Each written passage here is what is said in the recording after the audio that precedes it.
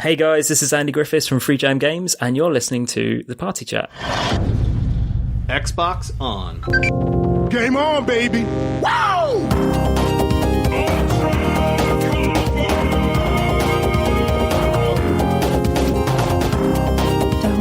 Don't make a girl a promise you can't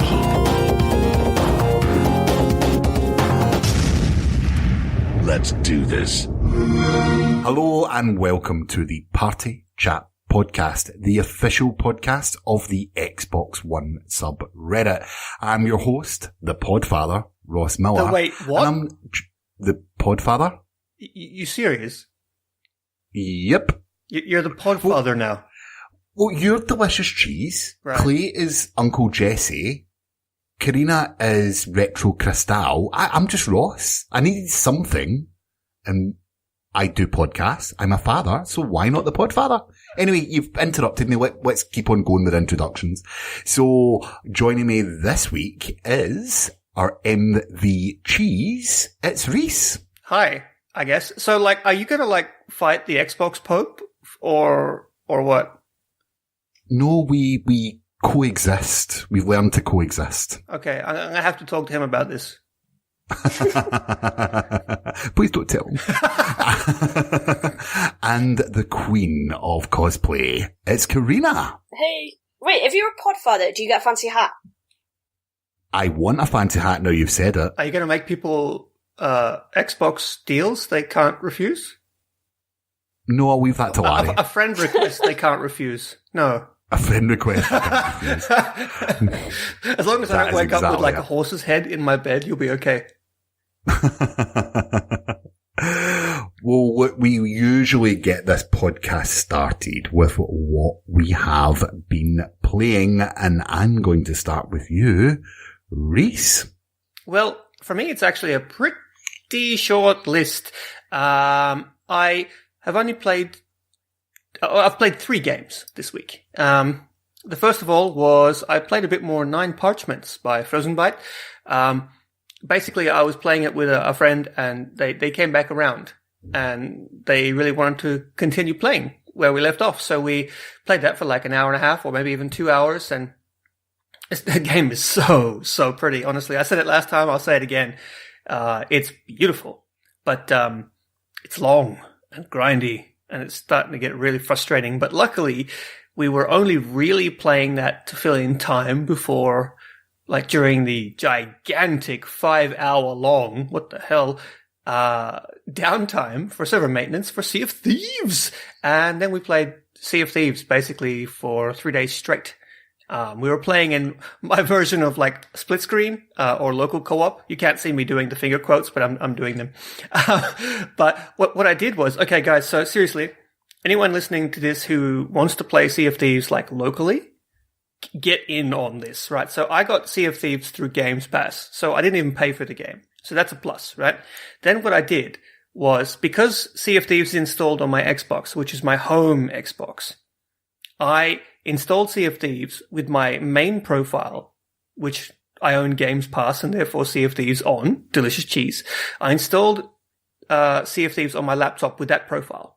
Then I took the laptop and went and sat down on the sofa next to my partner, and they played on the TV on a different Xbox Live account, and we played together locally on the TV and on the laptop. It was just like playing split screen, but a little bit different. And we played actually with Canada Guy and Uncle Jesse for a while there. Sadly, we weren't able to catch Ross or Carina. The Podfather or Retro Crystal.